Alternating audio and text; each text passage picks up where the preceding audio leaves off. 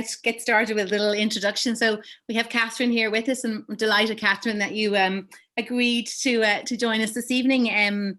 So as I said in my email earlier, Catherine's a child psychologist, a parenting coach, and a mother of 5 children. And Catherine, I think what I like in your little introduction on your website is that you're an unshakable optimist. And I think we all need a lot of optimism at the moment. So that's really, really, really lovely. I heard Catherine originally on the Ray Darcy show, and it was just a couple of things she said. I was like, oh, that's just so reassuring for parents in this time. And I thought I'll email her and ask her if she's free to talk to the parents at St. Nicholas. So we're delighted you're able to join us this evening. I'll ask everyone just to keep your mics all muted, if that's okay. And at the end, we'll have an opportunity to ask Catherine some questions, and hopefully we'll be able to get them all. I think we've got maybe about 20 minutes, Catherine, sort of at the end for questions, and hopefully we'll be able to get everyone that has a question, get them in. Okay, I'll hand over to you, Catherine, and delighted to have you with us. Thank you so much for inviting me to speak, Mary, and it is just so lovely to be here with all of you. So the first thing is, what I'm going to talk to you about tonight. It's really stemming from my experience in my clinical work, my experience with the parents in my membership, but also my own experience as a parent during this time. I think parenting is definitely the hardest job in the world, and parenting during lockdown, but particularly during this lockdown, is incredibly hard. So my reason for telling you that is, if you found it hard, that just means you're normal. So that I just really want to get that out of the way. Anything you're feeling right now, whether it's that you're loving this time and you're loving being at home with your children, or whether you're finding it incredibly overwhelming, that whole range of human experience, it's all normal, and none of us can predict what way we're going to react. So what I would like to suggest is, feel free to use the chat just to give me feedback if there's anything in particular you want me to focus on. And then what I'm going to ask, Mary is going to gather all the questions for me towards the end, just to be sure that I don't miss any questions. But if there is anything in particular you would like me to include in the talk part of this evening, please let me know in the chat. So the first thing is, what does your child really need at this time? Every parent who is in touch with me, they're always saying, how can I support my children at this time? What's the best thing that I can do? And the number one thing that I want you to take away from today, if you take away nothing else, is what your child really needs right now is you. Just you, perfectly imperfect you. Not going for perfection, just going for connection. And when everything feels uncertain, I'm going to talk to you about what I feel is the best thing to do at that time. I'm going to talk about how going back to basics is really going to support you, first of all, and going to support your children, especially at this time of transitioning back into school. And I'm also going to share some strategies around anxiety and some strategies around managing screens. So, how to get the most from this evening. If you're multitasking, as most of us parents are all the time, try and give yourself even 20 minutes of totally focused attention on what I'm going to talk about now. So close any windows on your computer, or try and just sit down with a paper and pen. And I don't want you writing everything down. I just want you writing down 1 or 2 things that really, really resonate with you. And then I would like you at the end to use these notes to make your personal action plan. Because I don't want you just consuming information this evening. I want you taking action, and that this action, this one key action, can bring about great transformation in your home. And that's what I want for you here this evening. So what does your child really need? You. Just connection, connection, connection.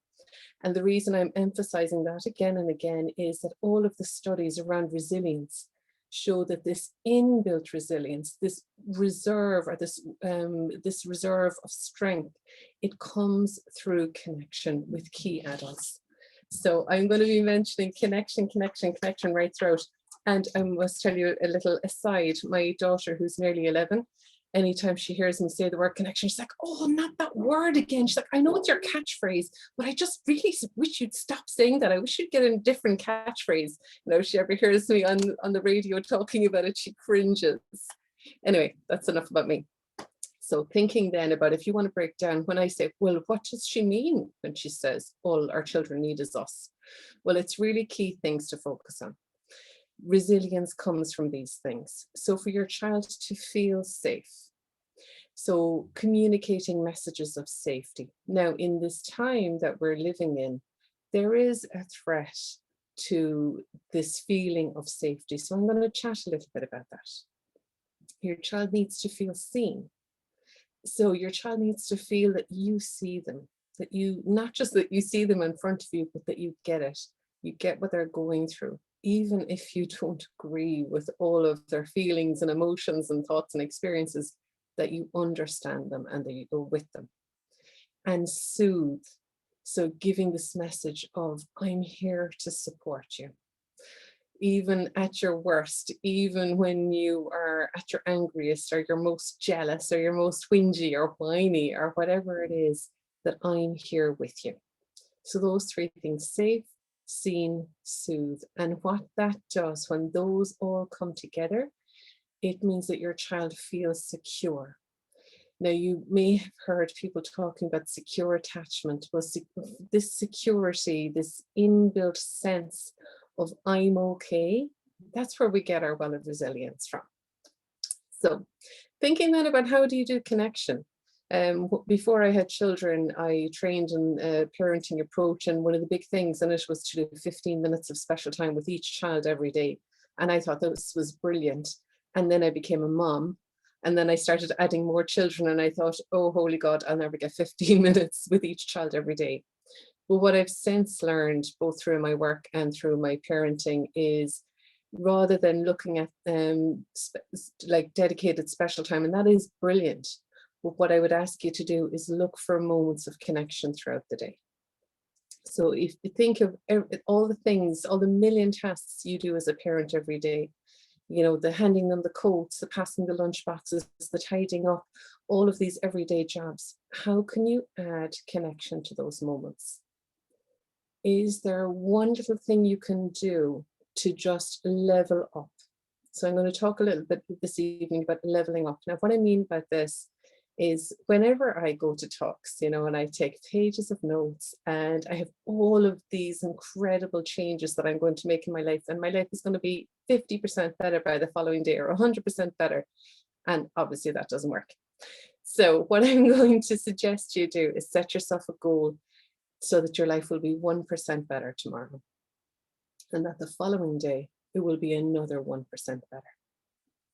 And if you can think about, how can I add 1% more connection to my everyday interactions with my children? And the following day, add another 1% more of that connection. And what that's going to happen is you'll have the snowball effect, so that in all of these ordinary everyday moments, you are filling your child's emotional cup more and more, so they have those emotional reserves to see them through the rest of this crazy time, and especially this big transition back to school, which is hopefully happening for some on Monday and some a few weeks later. So another way of thinking about connection is looking for moments of shared joy. So if your children are doing something and they're laughing and joking, and rather than just rushing on by to you know, do whatever your jobs are, seeing if you can just pause just for a moment or two, so that it becomes this shared moment of joy and this shared moment of connection. And again, it's this relationship. It's going to keep on filling up these emotional reserves. And this, when all of this is combined, it leads to secure attachment. And we know that secure attachment is the best predictor of how kids turn out in adulthood. We have 60 years of research showing us this. So that's why I'm starting the talk with this, and it's why I'll also be ending the talk with this. So then it's thinking about those times when your child isn't at their best, when feelings are coming out, whether it's anxiety or worry or anger or jealousy or rage, or all of these feelings that we traditionally find hard to take as parents. So this secure attachment, this move towards parenting for resilience, it's about allowing all feelings come what may. So it's Rather than trying to suppress feelings, you're looking for emotional completion. So sometimes what happens when I talk to parents about bringing connection into those tough moments with your child, and if you're like really doing the soothing when your child is dysregulated, and then they may get more angry or more upset, and the parent might often come back to me the following week and say, I tried that and they got worse. But what that tells me is that there's emotional completion. It's like, rather than the child trying to push down the emotions all the time, that they're able to move through them at a faster pace and get back to this calmer, more regulated state. And then looking out for their bits of connection to you. So think through your day today. Were there any moments where your child looked for you to do something for them or with them or even look at them? There probably were. And oftentimes we're so busy that we don't see what they truly are. You might think my child is looking for me to do something, or my child is looking for attention. But what these really are is bids for connection, because we're a connection-seeking species. And think about what we've gone through in this past 12 months. Our possibilities for connection are dramatically reduced. And for the past 2 months, for the young people in our lives, their opportunities for connection are incredibly reduced. Their world has gotten so much smaller. So for the next 24 hours, I'd love you to look out, be on the watch out for bids for connection from your child. And when you can see it as a bid for connection, then the answer is obvious. You connect, even just for a brief moment, those few seconds. Something else that you can do around helping your child feel safe is, you can really think about, how can I help my child see the joy in their lives? So shared gratitude practices are a nice one to come in with here. This is something that I do in my own home. When I wanted to introduce the habit of gratitude, I know that the best way to change your behavior is to stack a habit onto one you already have. So my habit is, when I'm halfway through eating my dinner, then I will start the grateful game. So obviously I was already eating my dinner, that was the habit, and then I stacked the new one onto that. So when I feel this feeling that I'm almost full, then I say, okay, let's play the grateful game. And everybody will say, list some things that they're grateful for. And what that does is, even in the busiest of days, we have this shared moment of connection and this shared moment of gratitude. And the next thing is to think about, it's not possible for us to fix everything for our children, nor should we try to. If we try to fix everything for our children, we don't give them the opportunity to develop the skills to fix things for themselves, and also to cope when things don't go well. So rather than focusing on fixing, focus on just being with them. So I don't know if you've ever had the experience where you shared something that was upsetting you with a friend or a partner or a colleague, and they went straight into, do you know what you should do is? And if you've ever had that, I'm seeing some people nodding, it can feel really invalidating. Like, oh, well, I can solve my own problem. I was just sharing what was going on in my life. And yet in our parenting, it's what we often jump to with our children. They come to us and share something with us, and straight away we might tell them where they went wrong, or what they should do next, or what we think they should do, or what we think they should have done, and all of this. And we go into Mr. Fix-It mode. So sometimes what you can do is you can say, well, look, do you want me just to listen, or would you like some suggestions? And again, you're communicating loud and clear. I'm here no matter what, and these are the options. But no matter what, I'm being with you. So you're moving from dealing with your child and their emotions to being with. And then just trying to be as present as you can. So we hear so much about presence, and yet our daily lives are the opposite of that. We're all multitasking, we're busy, trying to get so many things done. And who knew, even during a pandemic, that I would feel less present than before, even though I have nowhere to go and nothing to do. But what I would suggest you do is pick 3 minutes in the day where you are going to be totally present with your children. This might be your 1%. So you can pick 3 minutes where you're just going to be with them, no phones, no devices, and trying to empty your mind and just sitting in appreciation. And what that does, your children will feel this different level of connection with you. You know, I think so much of our parenting lives, we're physically present, but we're not emotionally or mentally present. And then be as playful as you can. Last summer, when we were coming out of the first original lockdown, and all the children had gone through so much, and I was thinking, what can I do? And I was thinking, playfulness and lightheartedness is the opposite nervous system state to worry and stress and anxiety. So I decided to take on a project for myself for the summer, and I was Fun Mom. So what I did was I deliberately looked for opportunities to be fun and do fun things, and doing the unexpected. And whether it's putting on music really loudly and doing silly dancing, or standing on the kitchen table and lip syncing into a hairbrush, just like doing really different things. And or it could be going bodyboarding, or just something unexpected. Or if you're out in the garden and even though it's freezing outside, splashing water, it's just something that's playful and unexpected. And again, these can be those shared moments of joy and connection. And these are the antidote to everything that we're going through right now. These are the antidote to all of the seriousness. These are the antidote to everything that's in the news. And even if you are careful to reduce your children's exposure to bad news, which I highly recommend, but even if you're careful about that, they still know, they still absorb the seriousness. They overhear bits, they hear the tone of the adult conversations. And what that does is it drops them into this tension. And then we need the playfulness as the antidote to lift them out of that. So what to do when everything feels uncertain? And has life ever felt more uncertain than it does now? To think it's Tuesday and we just get confirmed today that the children are going back to school, and everything just feels so up in the air. And for our older children, we don't know yet when they're going to be back.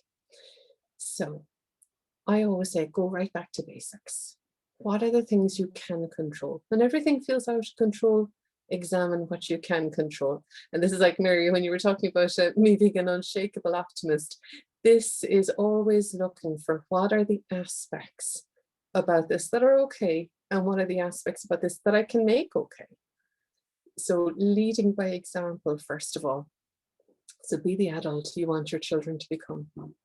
So if you want your children to become really, really frazzled adults who put everybody before themselves, who never take care of themselves, who never take a breath, who are always drinking coffee, and all of these kinds of things, then maybe continue as you are. If you want them to be adults who mind themselves, then you need to mind yourself. And we especially are talking to our teenagers all of the time about resilience and self-care, and often we're not doing it for ourselves. So maybe your 1% action from tonight could be that you pick 1 or 2 things that you're going to do to mind yourself this week. And then focusing on what we do know. So lots of the information, we don't know it yet, but what do you know? And then focusing on what you can control. And I'll come back to that. So when the children are going back to school, lots of children I'm talking to this week, and lots of parents that I'm talking to this week, are saying the children are very anxious about going back. So if your children are anxious about going back, focusing on the information that you do know and the things that you can control. And it's not that you're trying to pretend that this isn't stressful or for them. You're saying, yeah, this is a bit stressful, isn't it? This is a bit worrying. So you're doing the facts, the feelings, so the facts are, these are the things we know. The feelings are, you might feel a little bit worried about this. And the message of hope or resilience is, these are the kinds of things that we can do to mind ourselves. These are the kinds of things that we are in control of. So it's all the usual things like, the social distancing, the hand hygiene, and all of those kinds of things. Now, I broke my own rule and I said the term social distancing. I am asking everybody to wipe that term from their consciousness and call it what it is, which is physical distancing. we need to be really careful about the language that we're using, because words are so powerful. Children are getting this message that it's social distancing, but we actually don't need to social distance. We need to physical distance. We need to up our social contact and up our social connection. It's just that it's physically distant. So I can't believe I made that error. So anyway, it led me into that. Okay, so managing your own feelings so that you can contain the feelings of others. So in the past week, I've noticed myself getting more stressed out by the news, getting more stressed out by the uncertainty, especially hearing how long this is going to go on, the projections of how long this is going to go on. And what that has meant is I have been less able to be that emotional container for my children's feelings. So my 1% goal for this week is to really, really up my self-care. So making sure that I get out for walks and making sure that I'm drinking more water and drinking less coffee and all of those kinds of things. And the reason is so that I can be that emotional container. And being as positive as you can about the changes, and whatever your feelings about how this is being handled by the government or the medical profession or any of our representatives, it doesn't serve anyone, and it certainly doesn't serve your children for them to overhear this negativity. So the more they see you as calm, confident and in control, the more they can rest in that certainty and rest in that security. So in terms of going back to basics, so this is where I'm going to talk a little bit about screens. So look, we all know that screens have increased dramatically in the last 12 months. When we thought this was going to be just going on for a few weeks, I think a lot of people relaxed their screen rules. And if you did that, I don't want you to feel any guilt about what I'm going to say. I'm just going to share some tips about how to rein it back in if you want to. So whenever you are thinking about your children's screen use, before you even look at them, I have a 4-step plan. So the first step is to model appropriate screen use. So ask yourself, are you happy for your children to copy what you do? Are you happy for them to check devices as much as you do? Are you happy for them to check social media as much as you do? To check email, all of those kinds of things. Are you happy with your own tech boundaries? And if you're not, start there. The second step is mentoring. So this is where you teach and guide and scaffold your child to have appropriate tech use. So teaching them about the impact of screens on your sleep. So teaching them that the melatonin is impacted by the blue light. How the fact that it's hyperstimulating means it can be harder for your brain to wind down. So you're not coming in and nagging, you're just mentoring, you're sharing information, saying this is what we know, so what are we going to do about it? And so if you have modeled not having a device in your bedroom because we know it impacts sleep, then it's easier for you to mentor your child saying, well, actually, we won't have any devices in the bedroom and I'm going to support you with that. Or it could be that you're mentoring your child around how to communicate online. If you ever want to post a picture of your child, whether it's on social media or within your family WhatsApp groups, modeling always asking for their consent. So is it okay if I send this picture to Granny or whoever? Is it okay if I put this up? And what you're doing is you are giving the message loud and clear again and again and again that consent must always be obtained before you share anything. And when your child has a history of hearing you saying that, they're much more likely to expect other people to ask their consent, but also to get consent from other people before they share information. Another part of mentoring then would be around teaching them how to interpret the text. When we have the absence of tone, facial expression, body language, all of those kinds of things, what can happen is our young people can be more likely to misinterpret the actions of others as more negative, particularly when they're in that middle childhood age, so from the kind of 10 to 14 age, and they tend to be a little bit more prone towards drama. So part of your mentoring can be teaching them to always err on the side of giving people the benefit of the doubt and just really, I suppose, helping them develop those skills. So we have modeling, mentoring, and then monitoring. So monitoring is where, depending on the age of your child, obviously you're going to monitor a younger child much more. So you may be monitoring the amount of time they're on devices, the number of times they check them, the apps they're using, the websites they're using, and even you may, depending on the age of the child, be monitoring their actual communication with their friends. And then as they get older, obviously that dramatically reduces. And then the last one is safeguarding. So safeguarding is just where you block particular content from infiltrating into your home and into your child's world. So this could be through modems where you have many controls in there, or it could be through apps that you have on your child's devices that communicate with yours. So there are lots of different ways to safeguard. Now, I have worked with enough children who have had accidental exposure to adult content. I've worked with them around the psychological impact of that. So that's why I always tell parents it's much, much easier to put these safeguarding in place beforehand than it is to deal with the fallout. So your 1% action may be to check all of your supports that you have in place for your children's screens. Okay, so sleep. If you are ever struggling to know what to do with your parenting, just focus on getting some sleep. If you feel your children's behavior is out of the ordinary, or if there's anything going on, you'll never go wrong if you focus on helping them get a good night's sleep. We know it's incredibly restorative, right down to the biochemical level. So this is why I'm talking about really going back to basics. And then just thinking about diet, which is everything you put into your body or into your mind. And outside time, incredibly important. The studies are showing that children are spending way less time outside during this past 12 months and way less time physically active. And we know that both of these things are really connected to resilience and physical and psychological well-being.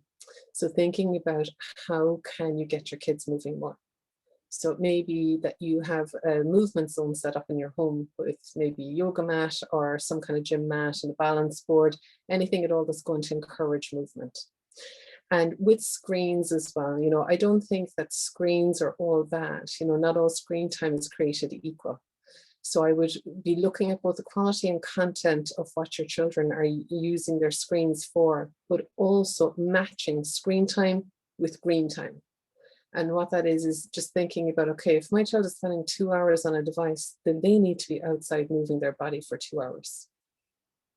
And if you can really get that into your head, and look, you mightn't be able to get that every day, but if that's your goal, then you're much more likely to get close to it than if you don't think about matching like for like. And there's a project that I'm doing with my own children, the 1,000 Hours Outside Challenge. And this is the goal, is to spend 1,000 hours being outside and being active in the year. And it's this concept of just matching, like what the study was, that children were spending 1,000 hours on devices. I actually think it's much higher, but that was what was in the study. And then the goal is to match those 1,000 hours on devices with 1,000 hours outside. So that could be one of your 1% thing to do. So let's see. So routines and rituals. When everything feels out of control and when everything feels different, and when all of your normal routines and structures are gone, it's even more important to think about, what are the routines I want to introduce? So what are, let's say it's when your children are off school. What's your time to get up, your time to get dressed, your time to start schoolwork, your time for meals, and even more important than the time of starting is, what time are we finishing academic work? What time is the day done? It's really, really important that the day is done at a certain time. And this is even more important for our teenagers who are spending more time doing their work. So it's important that we contain it, that there's some routine around that. And if your children are going back to school next week, then just thinking about what are the routines that are going to support you to feel calm on the school mornings, and your child also to feel calm. And the same thing in the evenings. What are the routines that are going to really, really support that? And advanced preparation is one of the biggest things. You know, a stress-free school morning starts the night before. You know, most of it is done the night before. So in the morning, it could be that a nice thing to do is to put on a playlist of happy music. So to create like a school morning playlist that it's all really, really happy, uplifting, upbeat music. There are countless studies that show the impact of music on our mood. So it's just a lovely little thing to add to the morning to really, I suppose, send your children off to school in good form. The younger the child, they may love the idea of lunchbox notes. Again, one of the things that I'm seeing with children is that they're finding it hard to separate from their parents now. That they've been with their parents so long, and this is even children 10 and 11. It's not just younger children, because they've been with their parents for 2 months now, and you know, and with their parents a lot more in the last year than they ever would have been. A lot of children are finding it hard to separate. So you may have to think about what are some separation rituals, some goodbye rituals that you can do for the actual separation, but also ways to stay connected throughout the day. And one of those is lunchbox notes. Lunchbox notes, it could be like you write little jokes or just little notes or stories or riddles, anything at all that's just going to help your child feel connected to you even though you're separated. So nearly there, nearly at question time. Okay, so storytelling is a really, really helpful strategy around building resilience. So I alluded to it earlier. So all good stories have 3 elements: facts, feelings, and message of hope or resilience. So the strategy that we're using here, it's name it, tame it. When you have your emotion accurately named by another person, it calms down the emotional reactivity of the brain. So if your child is really angry, or let's say anxious, so if your child is really anxious, and that could be looking at your child, you know, your child may be very irritable, and it may look like they're irritable, but actually you might be guessing underneath there's a bit of anxiety. So you could say, you're feeling anxious. Am I right in guessing that you're feeling anxious? And say, okay, I'm thinking that you're anxious about going back to school. So you're doing facts, feelings, and, you know, exploring it a little bit and say, you know, if that's how you're feeling, then that's totally okay. So many children are feeling like that. In actual fact, I bet most of the people in your class are actually feeling like that. So you're validating, you're empathizing, and normalizing. And then the message of hope or resilience is, I wonder what you can do to help yourself feel better. How can I help you feel better? And you're just really approaching this with openness and curiosity. And it's just so powerful. It's one of the most powerful things, I think, to have in your parenting toolkit, this name it to tame it, which can defuse the emotional reactivity, and then gently moving your child into this message of resilience of how can we help ourselves feel better? What can we do to solve the problem? There's a solution to every problem. And my children have heard there's a solution to every problem so many times.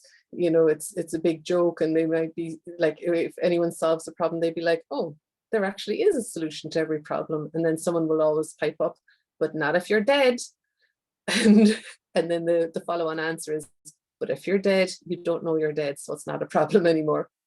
This is the kind of stuff that goes on because they're always listening to these mantras. So a mantra that I have found really, really helpful with children at the moment is to say, you know, this is hard and you can do hard things. And when we had the school closures before, and when children were going back in September, I shared that mantra with a lot of families, and the feedback I got was absolutely astonishing. You know, parents were saying when they said it to their child, you know, maybe in the car, and the child didn't want to get out of the car, and they would say it to their child, and then they would actually see the child actually physically changing. Yeah, I can do hard things. So you're not denying their experience. You know, often as parents, we want our children to feel better. So we do what I call dismiss and deny, which is like, you're okay. It'll be fine. It'll be fine. Go on. You're going to love it. It'll be brilliant. It'll be great to see all your friends again. Go on away in there. It's going to be great. And we think that we're really helping our children, but actually what we're teaching them to do is not share their feelings with us. We're teaching them to push their feelings underground. Whereas if you can say, this is really hard, and I know that you can do hard things. You've done so many hard things in the past, and I really think this is going to be one of them. And the words that we say to our children, they eventually become their internal dialogue. They become the words that they say to themselves as they start to get older. So if your child is feeling really anxious about going back, there are lots of different things you can do. You can do the name it to tame it. You can do the mantra, this is hard, you can do hard things. You can also do mental rehearsal, which is getting the two of you sitting down and saying, okay, let's think about, I want you to pretend you're on your way to school now, and you get them to talk you through every aspect of their day, and you start to look for hot spots. And you can tell them, we're going to look for hot spots, and hot spots are moments where you start to feel anxious. So the brain can't tell the difference between actually experiencing something and mental rehearsal. So this is a really, really good way of reducing the reactivity and helping your child practice their coping skills.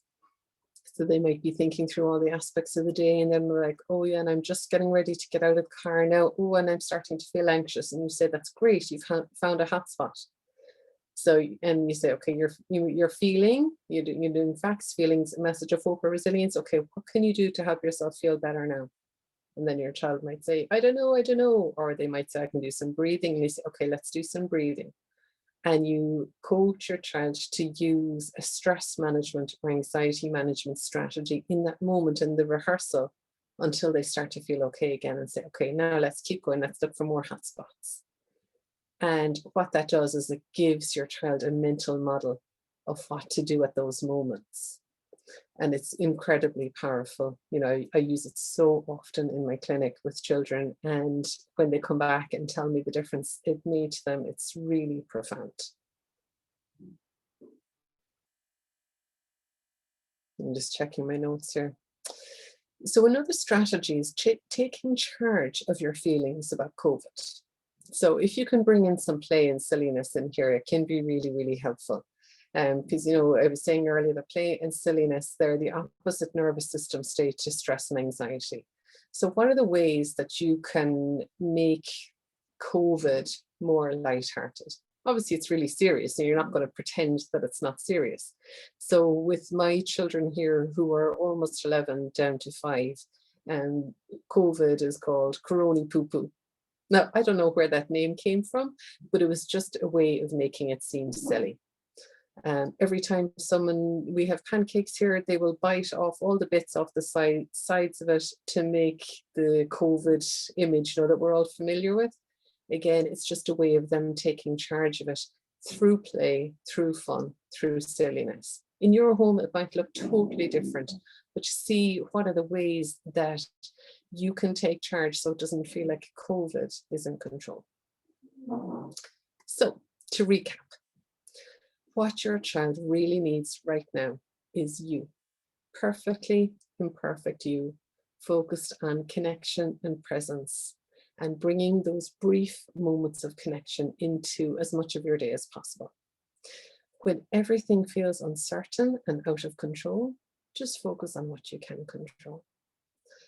And going back to basics, whether it's basics around screen use or basics around getting outside or play or sleep or diet or exercise, going right back to basics really is the key at this time.